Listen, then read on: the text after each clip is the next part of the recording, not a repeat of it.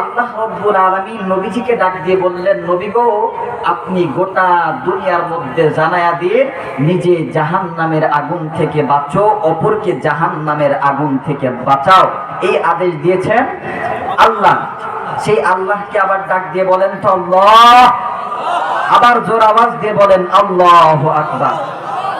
আল্লাহ রাব্বুল আলামিন বলছেন, ইয়া আইয়ুহাল্লাযীনা আমানু কু আনফুসাকুম ওয়া আহলিকুম নার, নিজে জাহান্নামের আগুন থেকে বাঁচো, অপরকে জাহান্নামের আগুন থেকে বাঁচাও। নিজে জাহান্নামের আগুন থেকে বাঁচতে হবে, অপরকে বাঁচাইতে হবে, আদেশ আল্লাহ দিয়েছেন। মুসলমান বন্ধু গভীর মনোযোগ দিয়ে শুনবেন, ভিন্ন দিকে নজর নাই, রাত অনেক বাজে গো, অনেক মা বোনরা বয়ানটা শুনতেছেন, দেখবেন অনেকে অশ্রুসিক্ত হইয়া যাবে, আল্লাহর কথা স্মরণ হইয়া যাবে, অনেকের দেখবেন বড় বড় আল্লাহওয়ালাদের ইতিহাস স্মরণ হইয়া যাবে, নামাজের প্রতি যারা গাফিল আছেন নামাজের প্রতি আগ্রহ বাড়বে। মুসলমান বাবাজি, আল্লাহ রাব্বুল আলামিন ডাক দিয়ে বললেন, নবী গো, আপনি গোটা দুনিয়ার মানুষদের মধ্যে, সারা দুনিয়ার মানুষদের মধ্যে জানায়া দিন, বিশ্ব মানবতার মধ্যে আপনি জানায়া দিন, নিজে জাহান্নামের আগুন থেকে বাঁচো, অপরকে জাহান্নামের আগুন থেকে বাঁচাও। নিজে জাহান্নামের আগুন থেকে বাঁচতে হবে, অপরকে জাহান্নামের আগুন থেকে বাঁচাইতে হবে গো।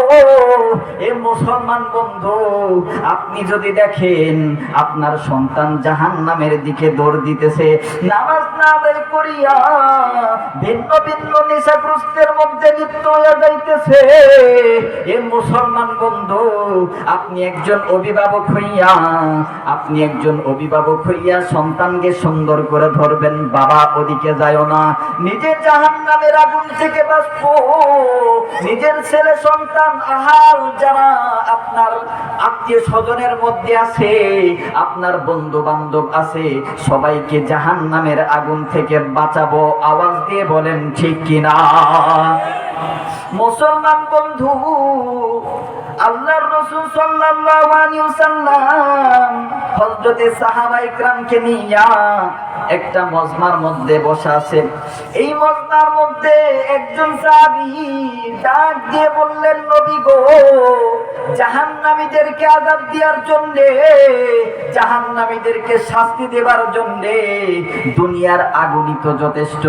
একটু বুঝেন, একজন সাহাবী নবীজিকে ডাক দিয়ে বললেন, নবী গো, জাহান্নামীদেরকে আযাব দেওয়ার জন্য, জাহান্নামীদেরকে শাস্তি দেবার জন্য দুনিয়ার আগুনই তো যথেষ্ট। হ্যাঁ, বুঝতেছেন? একটু মনোযোগ দিয়ে শুনবেন। আবার বলি, আবার রিপিট করতেছি, একজন সাহাবী নবীজিকে ডাক দিয়ে বললেন, নবী গো, জাহান্নামীদেরকে অর্থাৎ বেনামাজীদেরকে, সুদখোরদেরকে, ঘুষখোরদেরকে, যারা আলেমদের উপর নির্যাতন করেছে, আলেমদেরকে আটকে রাখছিল, আমার বন্ধুগণ বিভিন্ন অন্যায় অপরাধ জগতে বিশাল নেতৃত্ব দিয়েছে, যারা নামাজ মিস করেছে, তো এই সমস্ত অপরাধীদেরকে শাস্তি দেবার জন্য দুনিয়ার আগুনই তো যথেষ্ট, জাহান্নামের আগুনের আবার দরকার কি? এতটুকু বুঝছেন না?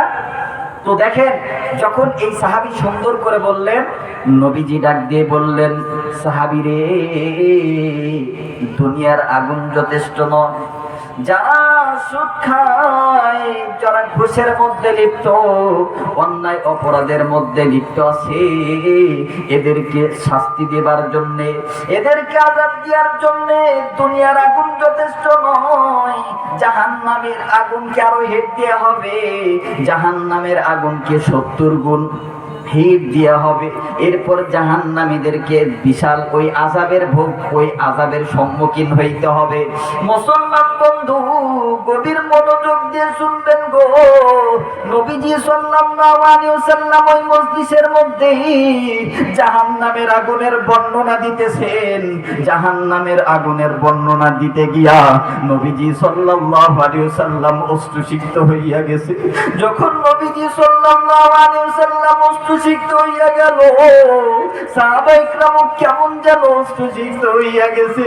নবীজি সাহাবায়ে কেরামকে নিয়া এমন ভাবে জাহান্নামের আগুনের বর্ণনা দিতেছেন। আল্লাহ রাব্বুল আলামিন ফেরেশতাদেরকে ডাক দিয়ে বলবে, ফেরেশতারা রে, এ ফেরেশতারা রে, জাহান্নামের আগুন দুনিয়ার আগুনের চাইতে আরো বেশি হিট দাও, জাহান্নামের আগুনকে আরো জ্বালাও, জাহান্নামের আগুনকে জ্বালাইতে জ্বালাইতে বিশাল ভয়ানক বানায় ফেলাও, জাহান্নামের আগুনকে হিট দাও, জাহান্নামের আগুনকে আরো বিশাল হিট দাও, জাহান্নামের আগুনকে আরো বিশাল ক্ষিপ্ত বানায় ফেলো, জাহান্নামের আগুনকে 1000 বছর জ্বালাও। আল্লাহ রাব্বুল আলামিন ডাক দিয়ে বললেন, ফেরেশতারা রে, জাহান্নামের আগুনকে 1000 বছর জ্বালাও। যখন জাহান্নামের আগুনকে ফেরেশতারা 1000 বছর জ্বালাইলো, জাহান্নামের আগুনকে 1000 বছর জ্বালানো হইল, জাহান্নামের আগুন কেমন যেন লাল হইয়া গেছে, জাহান্নামের আগুন কেমন যেন ক্ষিপ্ত হইয়া গেছে, জাহান্নামের আগুন বিশাল ভয়াবহ হইয়া গেছে। ফেরেশতারা আল্লাহকে ডাক দিয়ে বলল, আল্লাহ গো, জাহান্নামের আগুনকে জ্বালাইলাম, জাহান্নামের আগুন লাল হইয়া গেছে, বেনামাজিদেরকে শাস্তি দেবার জন্য, সুদখোরদেরকে শাস্তি দেবার জন্য জাহান্নামের আগুন মুকাম্মাল হইয়া গেছে। আল্লাহ রাব্বুল আলামিন ডাক দিয়ে বললেন, আল্লাহ রাব্বুল আলামিন সুন্দর করে বললেন, ফেরেশতারা রে, জাহান্নামের আগুন এখনো মুকাম্মাল হয় নাই, জাহান্নামের আগুনকে আরো হিট দাও, জাহান্নামের আগুনকে আরো ক্ষিপ্ত বানাও, জাহান্নামের আগুনকে আরো বিশাল উত্তপ্ত বানায় ফেলো, যাতে বেনামাজিদেরকে শাস্তি দেওয়া যায়। এ মুসলমান বন্ধু, সুদখোরদেরকে শাস্তি দেওয়া যায়। এ মুসলমান বাবাজি গভীর মনোযোগ দিয়ে শুনবেন। আমার যুবক বন্ধুরা রে, কেন তোমরা মার সাথে খারাপ আচরণ করো? বাবাকে আঘাত দাও, বাবাকে আর আঘাত দিও না, মাকে আর আঘাত দিও না। যদি তোমরা মাকে আঘাত দাও, যদি তোমরা বাবাকে আঘাত দাও, এই জাহান্নামের আগুনের মধ্যে জ্বলতে হবে, এই জাহান্নামের বিশাল আগুনের মধ্যে জ্বলতে হবে। যুবক বন্ধুরে, দিলটা নরম করিয়া দাও, দেখবা ময়দানটা হাসরের ময়দান হইয়া যাবে, এই ময়দানটা আল্লাহওয়ালাদের ময়দান হইয়া যাবে। আল্লাহ রাব্বুল আলামিন বললেন, জাহান্নামের আগুন মুকাম্মাল হয় নাই, জাহান্নামের আগুন কি আরো 1000 বছর জ্বালাও রে, জাহান্নামের আগুনকে আরো ক্ষিপ্ত বানাও। এ মুসলমান বন্ধু, জাহান্নামের আগুনকে ফেরেশতারা 1000 বছর জ্বালাইলো। যখন জাহান্নামের আগুনকে আরো 1000 বছর জ্বালাইলো, জাহান্নামের আগুন কেমন যেন সাদা হইয়া গেছে। যখন জাহান্নামের আগুন সাদা হইয়া গেছে, ফেরেশতারা আল্লাহকে ডাক দিয়ে বললেন, আল্লাহ গো, জাহান্নামের আগুন মুকাম্মাল হইয়া গেছে, জাহান্নামের আগুন মুকাম্মাল হইয়া গেছে। বেনামাজিদেরকে শাস্তি দেবার জন্য, সুদখোরদেরকে, ঘুষখোরদেরকে আযাব দেওয়ার জন্য জাহান্নামের আগুন মুকাম্মাল হইয়া গেছে।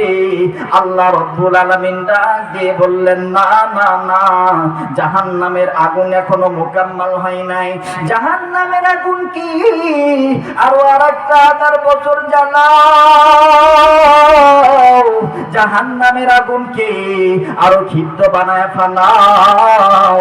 বেনামাজিদেরকে শাস্তি দিবার জন্য, ঘুষখোরদেরকে শাস্তি দিবার জন্য, অন্যায় অপরাধীদেরকে শাস্তি দিবার জন্য জাহান্নামের আগুনকে আরো 1000 বছর জ্বালাও।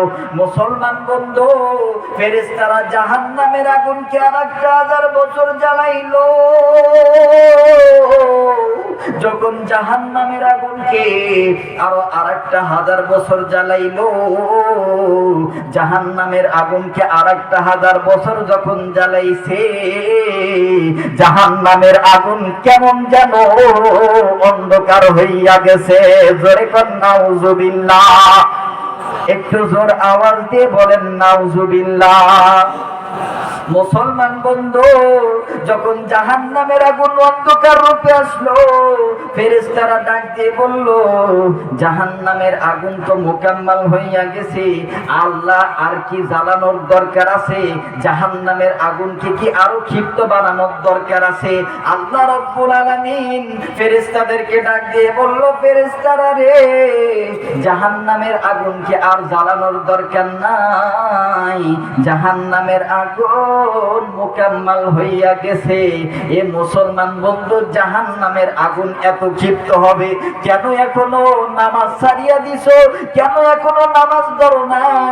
এই যুবক ভাইরা, অনেক যুবক ভাইদেরকে দেখতেছি, আজকে আমার সাথে একটা ওয়াদা করবা, আজকে একটা নিয়ত করবা, আমার কিন্তু মাও নাই বাবাও নাই রে ভাই।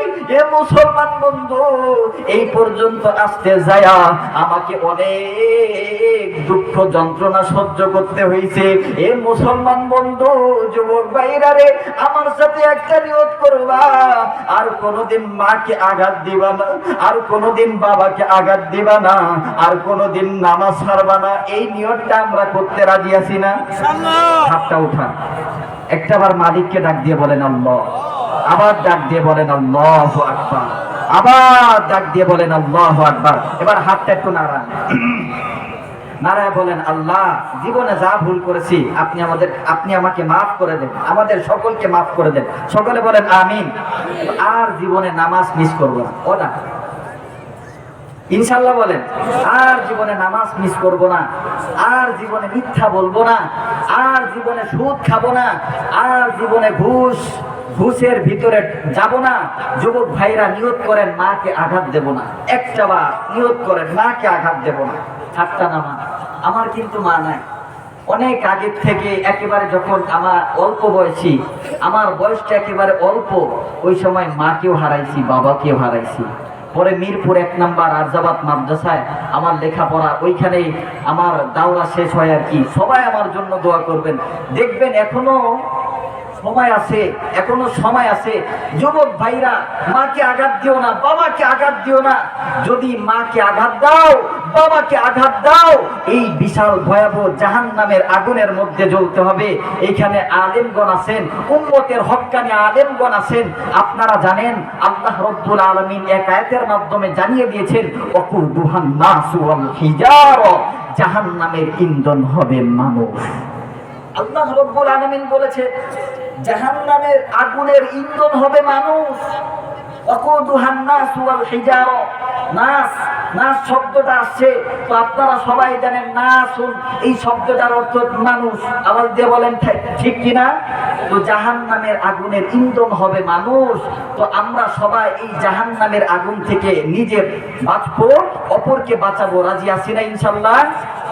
নিজে জাহান্নামের আগুন থেকে বাঁচো, অপরকে জাহান্নামের আগুন থেকে বাঁচাও, এই আদেশ দিয়েছেন আল্লাহ।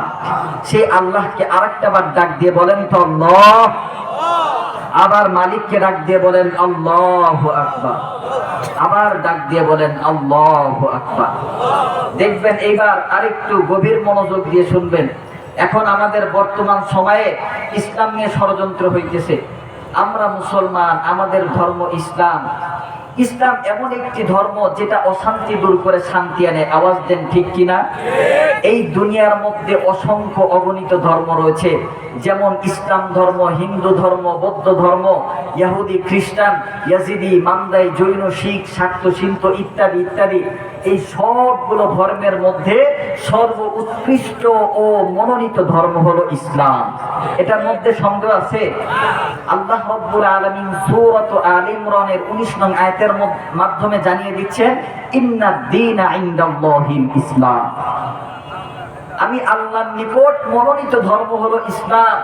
বড় দুঃখের বিষয় হলো, বড় আফসোসের বিষয় হলো, আজকে এই ইসলাম নিয়ে ষড়যন্ত্র হইতেছে, মাদ্রাসা মসজিদ নিয়ে ষড়যন্ত্র হইতেছে, এমনকি মুসলমানের মুসলমানিত্ব নিয়ে ষড়যন্ত্র হইতেছে। আওয়াজ দিয়ে বলেন ঠিক কিনা? মুসলমানের মুসলমানিত্ব নিয়ে ষড়যন্ত্র হইতেছে। ইউরিদুনা লিউতফিউ নূরাল্লাহি বিআফওয়াহিহিম। আজকে গোটা বিশ্বের নাস্তিক মুরতাদরা ইসলামের গতি, ইসলামের আলোকে নিভিয়ে দিতে চায়।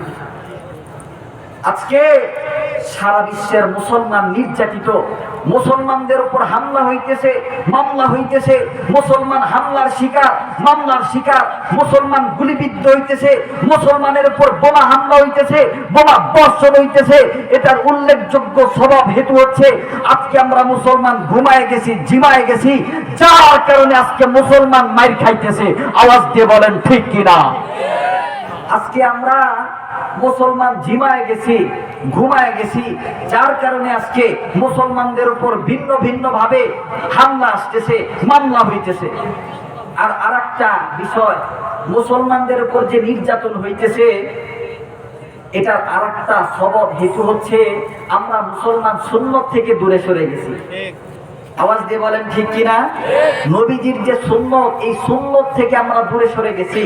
আমার যুবক ভাইরা, যখন হাসরের ময়দানটা বিশাল ভয়াবহ হবে, সূর্যটা একেবারে মাথার উপরে আসবে, তো ওই এমন একটা ভয়াবহ অবস্থায়, এমন একটা ভয়াবহ মুহূর্তে আল্লাহ রাসূল সাল্লাল্লাহু আলাইহি সাল্লামের সুপারিশ যাতে আমাদের নসিবে আসে, নবীজি সাল্লাল্লাহু আলাইহি সাল্লামের সুপারিশ যাতে আমাদের হয়, এই জন্য আমাদের বেশি বেশি সুন্নতের উপর আমল করার দরকার আছে কি নাই?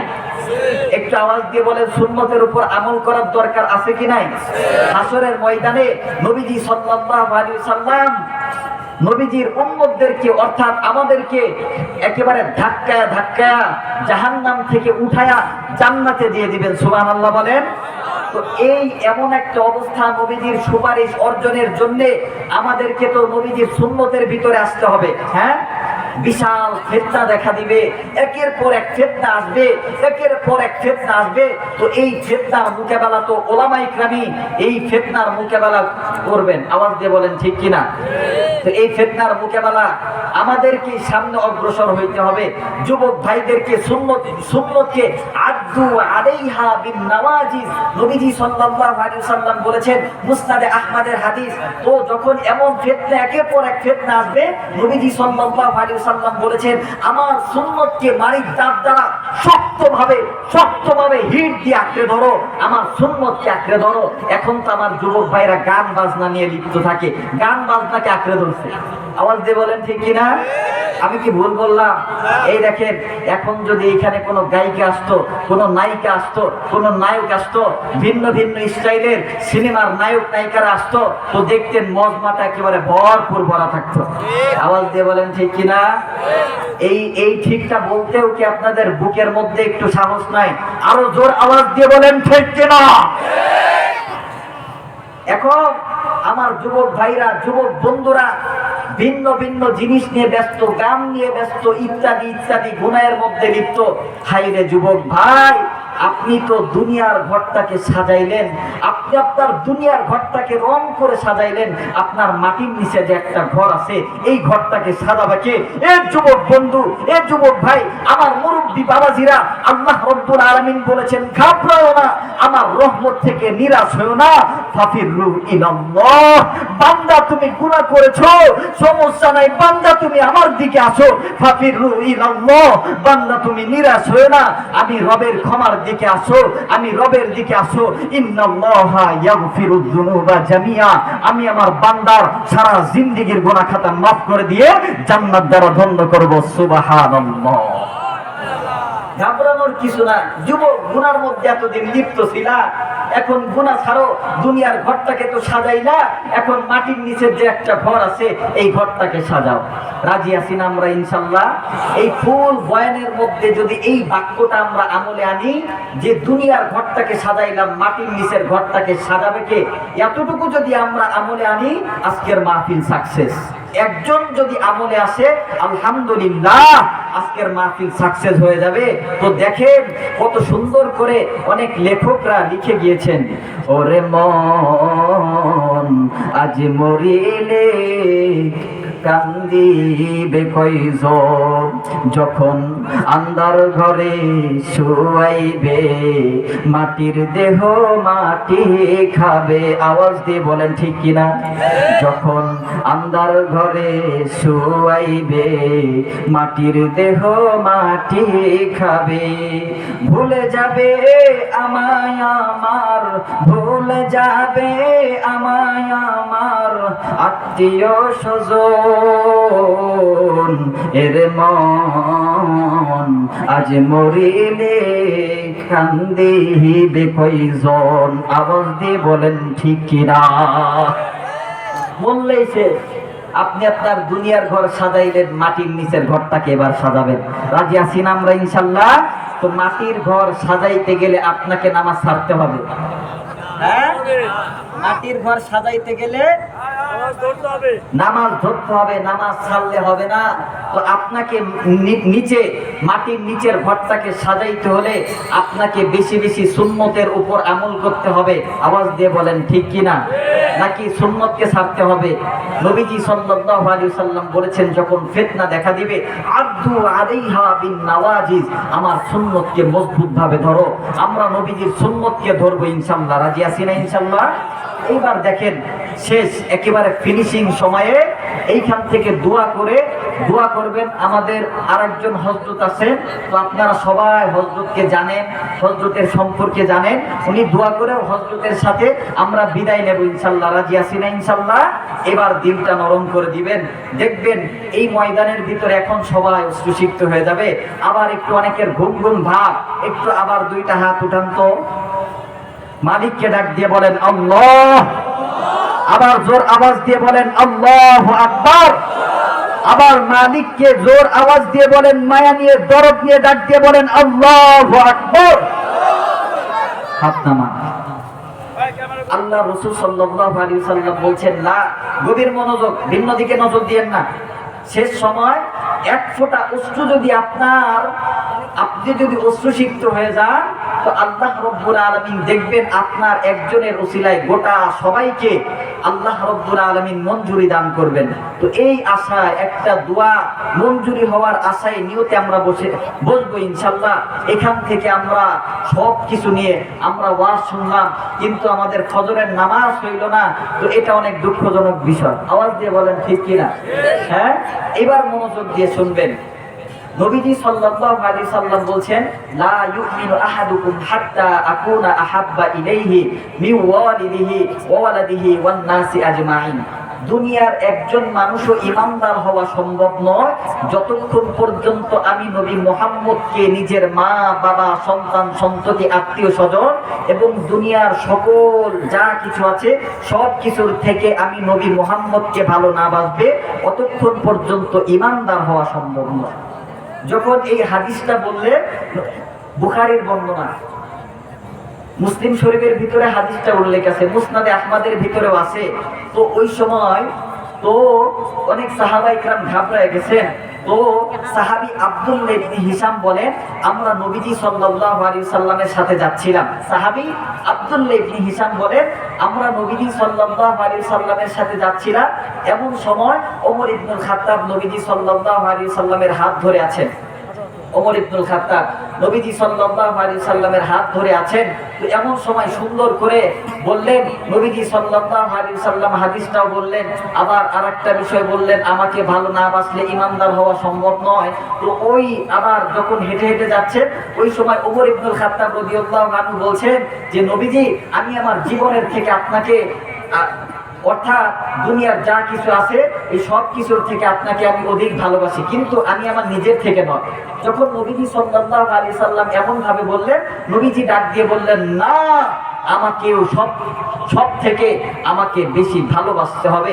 যতক্ষণ না পর্যন্ত আমাকে ভালো না বাসবে, লা ইউমিনু, ঈমানদার হওয়া সম্ভব নয়। তো হযরতে ওমর ইবনুল খাত্তাব রাদিয়াল্লাহু আনহু একটু ঘাবড়ায় গেলেন। যখন হযরতে ওমর ইবনুল খাত্তাব ঘাবড়ায় গেছেন, একটু ভীত সন্ত্রস্ত হয়ে গেছেন। নবীজি বলে কি, নবীজিকে যদি জীবনের থেকেও ভালো না বাসা যায় তো ইমানদার হওয়া যাবে না, লা ইউমিনু, ইমানদার হওয়া সম্ভব নয়। তো নবীজি সাল্লাল্লাহু আলাইহি সাল্লাম যখন একটু ঘাবড়ায় গেছে, হযরতে ওমর ইবনুল খাত্তাব যখন ঘাবড়ে গেছে, ভীত সন্ত্রস্ত অবস্থায় দাঁড়ায় আছেন, তো অনেকক্ষণ ভাবলেন, এবার বলতেছেন, নবীজি আমি আমার জীবনের থেকে এখন আপনাকে অধিক ভালোবাসি। সুবহানাল্লাহ বলেন। এখন আল্লাহ রাসূল সাল্লাল্লাহু আলাইহি সাল্লাম বলছেন, আল আনিয়া ওমর, এখন বুঝি এত দরদ? ওমর বললেন, জি হ্যাঁ ইয়া রাসূলুল্লাহ। সুতরাং এই হাদিস থেকে বুঝে আসে, যদি বাস্তব রূপে নবীজিকে ভালোবাসতে হয়, বাস্তব রূপে ইমানদার হতে হয়, নবীজিকে ভালোবাসতে হবে। আওয়াজ দিয়ে বলেন ঠিক কিনা? তো দেখেন সাহাবা ইকরাম নবীজিকে এতটা ভালোবাসছেন, নবীজিকে এতটা ভালোবাসছেন, গভীর মনোযোগ দিয়ে শুনবেন, ভিন্ন দিকে নজর নেই। মুসলমান বাবাজি গভীর মনোযোগ দিয়ে শুনবেন গো। দেখেন নবীজি সাল্লাল্লাহু আলাইহি ওয়াসাল্লাম গোটা আরবের মধ্যে সুন্দর করে ঘোষণা দিয়ে দিলেন। আরবের বড় বড় লিডারদের নিকট সুন্দর করে যখন ঘোষণা দিয়ে দিলেন, নবীজি ডাক দিয়ে বললেন আরবের মানুষদেরকে, ডাক দিয়ে বললেন, মানুষরা রে, যদি দুনিয়া এবং আখিরাতে শান্তি চাও, দুনিয়া এবং আখিরাতে সফলতা চাও, এক আল্লাহকে আল্লাহ বলে মানো এবং আমি নবীকে নবী হিসাবে স্বীকৃতি দাও এবং আল্লাহর সাথে শিরক করা থেকে বন্ধ করো। মুসলমান বাবাজি গভীর মনোযোগ দিয়ে শুনবেন গো। যখন গোটা মদিনার, গোটা আরবের মধ্যে নবীজি সাল্লাল্লাহু আলাইহি ওয়াসাল্লাম এমন ভাবে ঘোষণা দিয়ে দিল, নবীজির ঘোষণা শুনিয়া সকলে নবীজির বিরুদ্ধে গেল এবং অল্প সংখ্যক নবীজির ডাকে সাড়া দিয়ে ইসলামের সুশীতল ছায়ে অনুপ্রবেশ করলো। আওয়াজ দিয়ে বলেন আল্লাহু আকবার। আরো জোর আওয়াজ দিয়ে বলেন আল্লাহু আকবার। যারা ইসলামের সুশীতল ছায় আসলো, ইসলামের মধ্যে দাখিল হইল, এদের মধ্যে অন্যতম হইল হযরতে বেলাল। জোরে কোন আল্লাহু আকবার। আরো জোর আওয়াজ দিয়ে বলেন আল্লাহু আকবার। যখন হযরতে বেলাল রাদিয়াল্লাহু আনহু যখন শুনেছে মদিনার মধ্যে একজন মানুষ আসছে, এই মানুষটা অনেক সুন্দর একজন মানুষ, এই মানুষটা বিচক্ষণ একজন মানুষ এবং এই মানুষটা একটা ধর্মের দাওয়াত দিতেছে, যখন হযরতে বেলাল রাদিয়াল্লাহু আনহু এই বিষয়টা জানলো, ওই সময় হযরত বেলাল রাদিয়াল্লাহু আনহু অন্তর থেকে সুন্দর করে নবীজিকে স্বীকৃতি দিয়েছে, আল্লাহকে আল্লাহ বলে জেনেছে এবং আল্লাহর একত্ববাদকে স্বীকার করে নিয়েছে। জোরে কোন সুবহানাল্লাহ। উমাইয়া যখন জানলো নিজের গোলাম মূর্তি পূজা বাদ দিয়া ইসলামের মধ্যে দাখিল হইয়া গেছে, ইসলামের মধ্যে শামিল হইয়া গেছে, উমাইয়া যখন জানলো, বেলালকে ডাক দিয়ে বলল, বেলাল রে, যেটা শুনেছি সেটা কি সত্যি? যেটা শুনেছি সেটা কি বাস্তব? বেলালের সাফ সাফ জবাব, জি হ্যাঁ সত্যি, জি হ্যাঁ সত্যি। আমি অন্তর থেকে মেনে নিয়েছি, আমি অন্তর থেকে স্বীকৃতি দিয়ে বলেছি, লা ইলাহা ইল্লাল্লাহু মুহাম্মাদুর রাসূলুল্লাহ। বলেন না, লা ইলাহা ইল্লাল্লাহু মুহাম্মাদুর রাসূলুল্লাহ। জবানটা খুলেন না, আমরা সবাই একসাথে দোয়া করে বিদায় হব ইনশাআল্লাহ। উঠতেছেন কেন? যারা আজকে উঠতেছেন দেখবেন আপনার ছেলে সন্তানরাও মাহফিল এসে আপনার জন্য দোয়া না করে উঠে যাবে। আজকে উঠেন না, আজকে একটা ফোঁটা অশ্রু আপনি ফালায় দেন, দেখবেন আল্লাহ রব্বুল আলামিন আপনার সারা জিন্দেগীর গুনাহ খাতা মাফ করে দিবেন।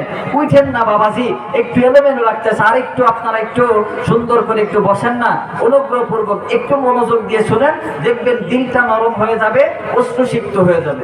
মুসলমান বন্ধু, হযরতে বেলাল রাদিয়াল্লাহু আনহু যখন ইসলামের মধ্যে দীক্ষিত হইল, ইসলামের মধ্যে দাখিল হইল, উমাইয়াকে ডাক দিয়ে বলল, উমাইয়া রে, আমি অন্তর থেকে মেনে নিয়েছি, আমি আমার জবানে স্বীকৃতি দিয়ে বলেছি লা ইলাহা, জবানটা খোলেন, লা ইলাহা ইল্লাল্লাহু মুহাম্মাদুর রাসূলুল্লাহ, বলেন না, লা ইলাহা ইল্লাল্লাহু মুহাম্মাদুর রাসূলুল্লাহ, বলি সাল্লাল্লাহু আলাইহি ওয়াসাল্লাম।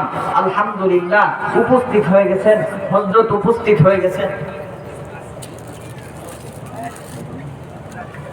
অল্প সময়ের মধ্যে আমি ফিনিশিং দেই, অল্প সময়ের মধ্যে ফিনিশিং দেব, রাজি আছেন না ইনশাআল্লাহ? আবার একটু হাতটা উঠান, মালিককে ডাক দিয়ে বলেন আল্লাহ, আবার ডাক দিয়ে বলেন আল্লাহু আকবার, আবার ডাক দিয়ে বলেন আল্লাহ। যতবার আল্লাহকে ডাকবেন আল্লাহ খুশি হয়ে যাবে, আপনার গুনাহ খাতা মাফ করে দিবে, সুবহানাল্লাহ বলেন। মুসলমান বন্ধু, যখন উমাইয়া জানলো নিজের গোলাম অগ্নি পূজা বাদ দিয়া ইসলামের মধ্যে দাখিল হইয়া গেছে, ভিন্ন দিকে নজর নাই। যুবক বন্ধুরা রে, গভীর মনোযোগ দিয়ে শুনবেন গো, এখন রাত 12টা বাজে, এই সময় আমরা সবাই দোয়া করে বিদায় নিয়ে যাব। হযরতে বেলাল নবীকে এতটা ভালোবাসতো, এই ইতিহাসটা একটু শুনিয়া যাও, এই ইতিহাসটা একটু অন্তরের মধ্যে নিয়া, তুমিও যুবক আমিও যুবক, দেখো যুবকদের ঈমান কেমন। হযরতে বেলাল রাদিয়াল্লাহু আনহু যখন ইসলামের মধ্যে দাখিল হইয়া গেছে, উমাইয়া এমন ভাবে বলল, আবার হযরতে বেলালের সাফ সাফ জবাব, আমি ঈমান এনেছি, আমি ঈমানদার, আমি আমার রাসূলকে মেনে নিয়েছি, আল্লাহকে স্বীকৃতি দিয়েছি। যখন এমন ভাবে বলল, হযরতে বেলালকে যখন এমন ভাবে বলল, এ মুসলমান বন্ধু, উমাইয়া ডাক দিয়ে বলল, শেষবারের মতন বলি, ঈমান ছাড়বা নাকি রাখবা? যখন এমন করে বলল, শেষবারের মতন বলি, ঈমান ছাড়বা নাকি রাখবা? বেলাল ডাক দিয়ে বলল, যেহেতু ঈমানের মালা গলায় এনেছে, আমার জীবন যাবে যাবে, এরপরেও গলা থেকে ঈমানের মালা ছিড়ব না। জোরে কোন সুবহানাল্লাহ, আরো জোর। আমার বন্ধুগণ, তো হযরতে বেলালকে যখন এমন ভাবে বলল, সুন্দর করে বলছে যে ঈমান ছাড়বা নাকি রাখবা, হযরতে বেলাল রাদিয়াল্লাহু আনহু বলছে, আমার জীবন যাবে, এরপরেও গলা থেকে ঈমানের মালা ছিড়ব না। এই যুবক বন্ধুরা, যখন হক্কানি আলেমগণ আপনাদেরকে ডাক দিবে, যখন ইসলামের জন্য ডাক দিবে, আমরা ময়দানে ঝাঁপিয়ে পড়তে, বাতিলের জন্য, বাতিলের বিরুদ্ধে রক্ত দিতে রাজি আছি না ইনশাআল্লাহ? আবার আল্লাহকে ডাক দিয়ে বলেন আল্লাহ, আবার ডাক দিয়ে বলেন আল্লাহু আকবার। আল্লাহ আমার যুবক ভাইদেরকে মঞ্জুরি দান করেন, দ্বীনের জন্য, ইসলামের জন্য মঞ্জুরি দান করেন, সকলে বলেন আমিন। আমার বন্ধুগণ, সবাই আমার জন্য দোয়া করবেন, সবাই আমার জন্য দোয়া করবেন। আগেই বলেছিলাম আমার মাও নেই, বাবাও নেই, তো আমার মা বাবার জন্য দোয়া করবেন, যাতে আল্লাহ রাব্বুল আলামিন আমার মা বাবাকে জান্নাত দ্বারা ধন্য করেন। এবং আপনাদের মধ্যে যাদের মা নেই, বাবা নেই, বাবা আছে মা নেই, মা আছে বাবা নেই, এমন যদি কেউ আপনাদের মধ্যে অনেকেই আছে, তো আপনাদের জন্য দোয়া করি, আল্লাহ রাব্বুল আলামিন যাতে আপনাদের মা বাবাকেও জান্নাত দ্বারা ধন্য করেন। সকলে বলেন আমিন। নাসরুম মিনাল্লাহি ওয়া ফাতহুন করিব। আসসালামু আলাইকুম ওয়া রাহমাতুল্লাহি ওয়া বারাকাতুহু।